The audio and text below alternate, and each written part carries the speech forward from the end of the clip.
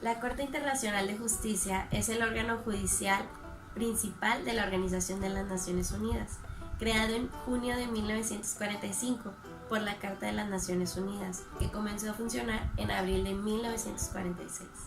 En esa fecha sucedió a la Corte Permanente de Justicia Internacional, que desde 1922 tenía su sede en el mismo edificio, el Palacio de la Paz, en Holanda. La Corte Internacional de Justicia es el único de los 6 órganos principales de la ONU cuya sede no está en Nueva York. La Corte Internacional de Justicia es la única jurisdicción universal con competencia general y se rige por un estatuto que forma parte de la Carta de la ONU. A pesar de la antigüedad de los métodos, se reconoce en general que la historia moderna del arbitraje comienza con el Tratado de Yale de 1794 entre los Estados Unidos de América y Gran Bretaña.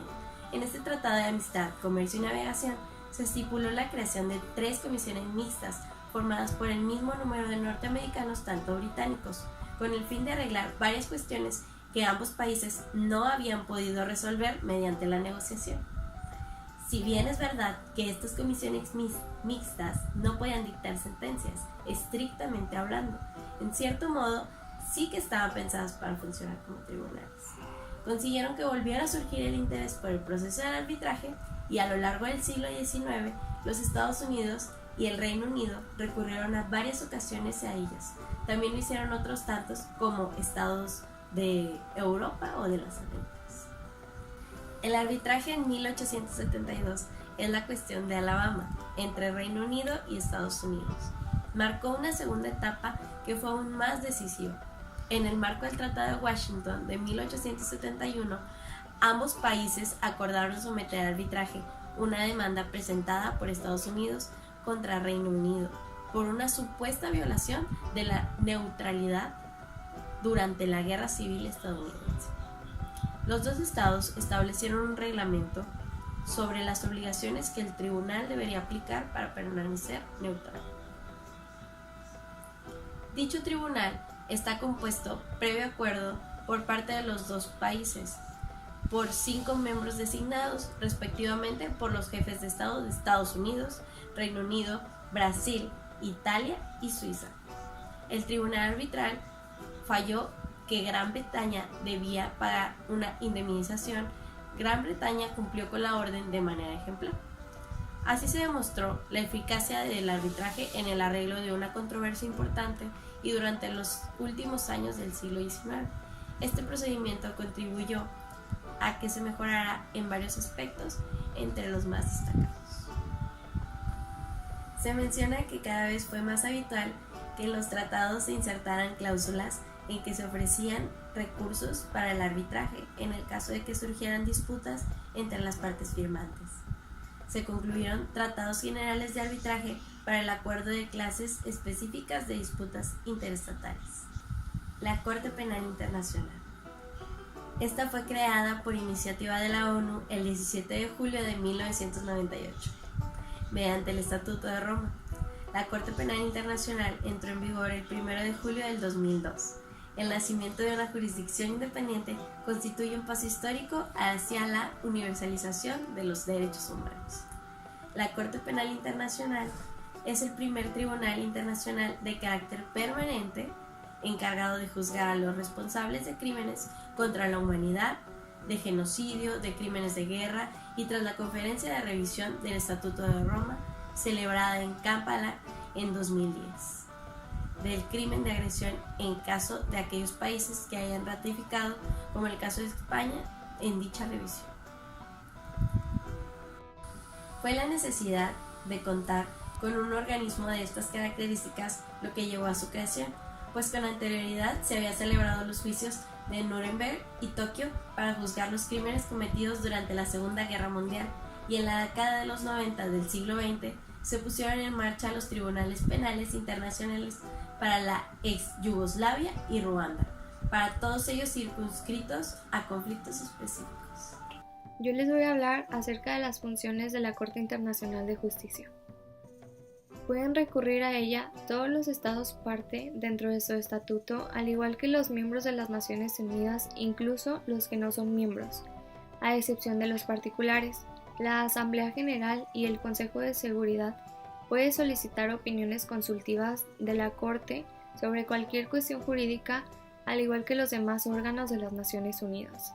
A su vez, los organismos especializados pueden solicitar con autorización de las asambleas opiniones consultivas sobre cuestiones jurídicas relativas al ámbito de sus actividades.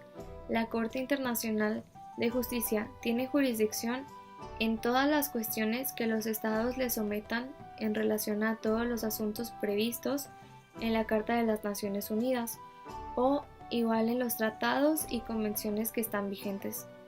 Los estados pueden comprometerse por medio de tratados o convenios que suscriban o bien hagan sus declaraciones especiales que excluyan ciertos tipos de casos. Lo más importante es que la Corte decide la resolución de las controversias con base a 4 puntos. El primero es las convenciones internacionales que establecen reglas reconocidas por los estados litigantes. La segunda es la costumbre internacional o la jurisprudencia como prueba de la práctica general que es aceptada por la misma ley. La tercera son los principios jurídicos generales que son reconocidos por las naciones. Y por último, las decisiones judiciales y las enseñanzas de los estudiosos más calificados dentro de los países. Gracias. Principales logros de la Corte Internacional. Uno de los principales logros de la Corte Internacional es poder disminuir controversias sometidas entre los estados. Estas además pueden emitir dictámenes jurídicos ante los dichos estados. Por otro lado, tienen una misión consultiva, cuyos dictámenes solo pueden ser solicitados por organismos y agencias. Esto con el fin de poder mantener un bienestar dentro de la sociedad, ya que lo que busca es poder mantener la paz y la seguridad por medio de un despliegue, para que así estos organismos no entren en un conflicto entre los estados y poder mantener una soberanía tranquila y no poder tener conflictos entre ellos mismos. Mi nombre es Ivana Medina y a mí me corresponde exponer el caso correspondiente a nuestro tema, que es de la Corte Internacional y la Corte Penal. El siguiente caso que les voy a relatar es correspondiente a la Corte Penal, que de hecho está relacionado con la matanza de Tlatelolco. Todo inicia con un ciudadano mexicano que decide denunciar al presidente Díaz Ordaz y a un secretario que estuvo a cargo con él en su momento. Los acusaba del crimen de genocidio, obviamente por lo transcurrido durante la matanza de Tlatelolco. El caso, la persona lo perdió. ¿Por qué? Porque los abogados de los acusados habían argumentado que lo sucedido fue prescrito. ¿Qué quiere decir con prescrito? Que ya habían transcurrido 2 años para que pudiera ser procedida una demanda válida para este caso.